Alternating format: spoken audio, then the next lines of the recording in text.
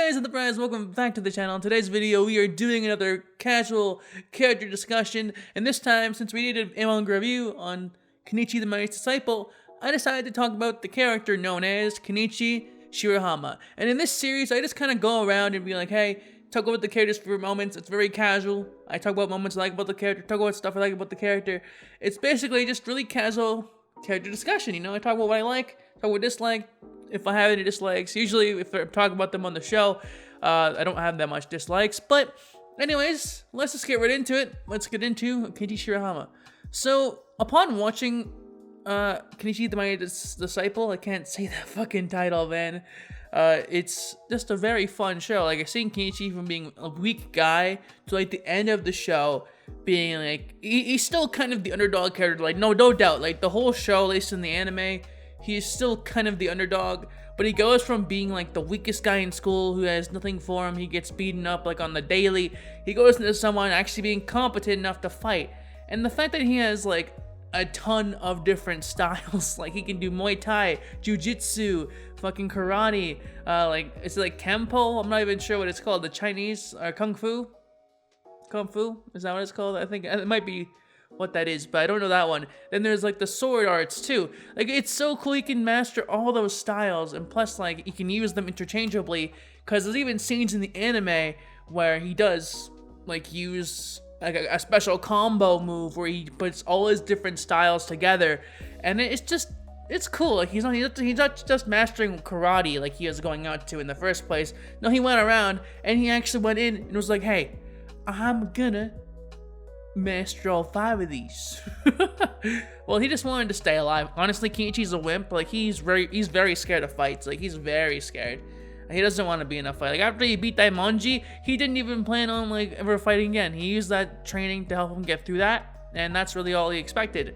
But then afterwards, since he beat somebody, more are coming for him, and that's how the story really goes about. Like, the Ragnarok gang comes in.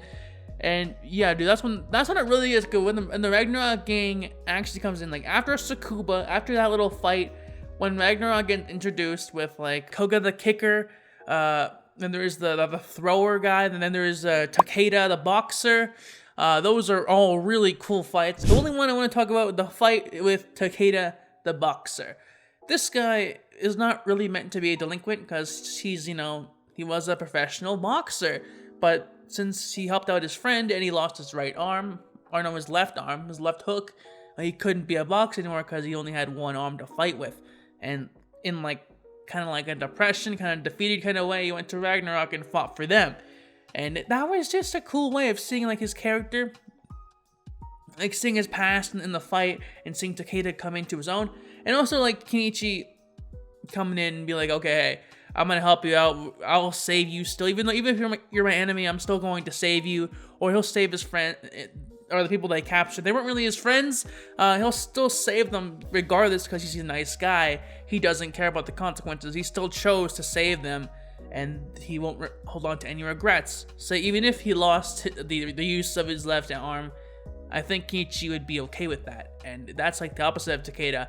Like, you learn like Kenichi throughout every fight. Like, you see Kenichi get like more and more stronger with each battle, and of course gain more friends on the way, because when you fight people, you kind of get closer, and he somehow makes friends with everybody. Like, that's the shonen trope, right? But it's still really fun to watch and see, like, say, Takeda become a really good friend of Kenichi's. Of course, the only reason why this happened is because Akisame, his Jiu-Jitsu master, can fix his arm. So that's pretty much why that happened, and why he came out of the dark world of the gang side. But yeah, seeing Kenichi go through each and every one of the gang members, like even like the 8 fists, like a yellow-haired guy uses kung fu. Like, again, I haven't went through all of Kenichi again, so most of this stuff I'm kind of remembering from a long time ago. So I'm just trying to wrap my brain around it. But yeah, this guy who has yellow hair, and he also uses like the kung fu, like Chinese martial arts that Kenichi knows, and to put it even further, his master is also the brother of Kenichi's master, like the Chinese martial arts master. So that's honestly kind of cool plot twist there too, because they can fight each other using like the same kind of style, but like a little bit of a tweak. One's more ruthless, one's more peaceful. I think like Gentle Fist comes in Like they're bringing the Gentle Fist in this. It's kind of funny. It's kind of cool to see that. When I heard Gentle Fist, I was like, Naruto, is that you? Naruto, Hinata, what the fuck? Hyuga clan? But no, it's very cool to see them use Gentle Fist, and that's what they call it. It was very fun to see. And that was a cool fight too. Like they go on the fucking bus. Like they go on a bus. They start fighting on a bus. And it's just like a really cool, like really like different fight scene you don't get to see.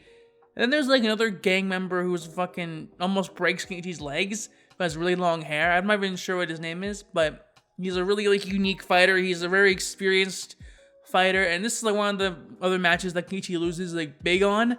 Like he loses big when he fights this guy, and he has fucking long ass hair. He's a freaking rough fighter. He's dirty. He's a street fighter through and through, and you love to see it. Like Kenichi gets his ass whooped. Like you think in the beginning of the fight, Kenichi's like kicking his ass a little bit because Kenichi has more skill, but in the end, like experience trumps all, which is what they were trying to teach Kenichi in this episode. Since the guy he was fighting didn't have as much experience, dude, he got his ass whooped. Like he was fighting dirty, which is okay in a straight fight apparently, but it was still a fun watch in that fight too. And then there's also like another fight. I'm skipping way ahead in this one. This is kind of the last fight I want to talk about, last moment I want to talk about. It's like one big fight with Odin. I think his name is Odin. I can't remember if it's Odin or not, like the character's name, but it's his childhood friend who like has like, he's like the number one in Ragnarok. He's like the number one in Ragnarok. He is the strongest in the gang as we know of, and he fucking with the whole fight is dominating, and like Kenichi is not winning at all because this fighter has the ability to like read his opponents really well. That's really his thing. Like he can, I think a couple like strikes in the beginning, he can just read his opponent and then they can't land a hit. So what Kenichi does in this fight to get over this fact that he can read him like really well, he decides to switch it up a bit. He imitates his masters. Like he takes on their whole personality and fight style to like really well. Like he fucking to a T, he fucking does that. And it was like fucking really cool. Like he goes into Appachai's stance and he fucking like acts like Appachai. He goes into Akisame's stance. He goes into the Karate Master's stance, like the Chinese guy's stance, every single one that's trained him. And he gets them down in the ropes. But what happens in this fight is this man like powers up by putting like two energies together. Like in this series, I don't remember the energies names, but let's call it like Dark Ki and the Light Ki for now. Like I'll call it like that. He like fuses like the Dark Ki and the Light Ki together, and it fucking makes him fucking OP. Like they bring in like a Super Saiyan, like super powerful like transformation in this show. It's weird to see it in this show because it's not really based on martial arts and stuff, or not based on like magical stuff. But it was really cool to see that as well. Seeing the Odin, whatever his name is, comes into like a really buff and just beating down Kenichi. But of course, this power comes at a price, and the price is his fucking body. Because like the two energies going in like a circle, fucking making mini explosions in his body, and the vessel has to be damaged at some point. And when he does, Kenichi sees the opportunity and fucking strikes, and he fucking wins that battle. And it was a really cool like climactic fight of the series. Like that was like the last fight in the anime, and it was just a very fun fight, and it's my highlight of the series so far. Like that's how much I've gotten to. When I saw that scene, I was like, yo, this is fucking cool. Like what the hell? I didn't expect this to happen. I didn't expect Kenichi to like full on imitate his masters in a way that he did, and I was there for it, man. I was there for it. And overall, Kenichi is a character. He's a nice guy. He wants to save people. He wants to be a hero and just save people. Like save Miyu, protect Miyu, save like the innocent. Just fight for others and be a nice guy. And also not get beat up himself also because he doesn't want to get beat up. But yeah, you know, he's going to become the strongest disciple, and he wants the strength because he wants to protect. And of course, he's he wants to get with Miyu as well. That's probably another reason why he is training at Paku, because he wants to get with Miyu. But that's another reason entirely. I do like Kenichi as a character. I love, like I said before, I love seeing Kenichi grow from this weak little wimp to a competent fighter, beating like every one of the 8 fists of Ragnarok, getting fucking stronger and stronger, mastering like his Seikuken or whatever it's called, like little like reading move that the other guy can use, but he doesn't have as good as a Seikuken as Odin did, so he couldn't really do the same thing. But yeah, just seeing Kenichi grow, you love to see it. You love to see it. But with that said, that's as much as I can really talk about as Kenichi.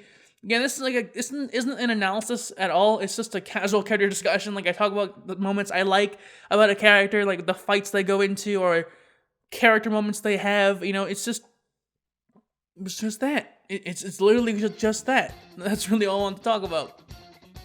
I might do an ordinary character next time. Like next week, I might do an ordinary character with Seraphina. That might be a fun time to talk about her. And then Ichigo or whatever the characters I want to bring up in this casual character discussion. I think it'd be fun. If you like this series, make sure to drop a like and subscribe to the channel for more, because there will be more. And I'll see you guys all next time. Johnny. It's not a game, I'm not a robot.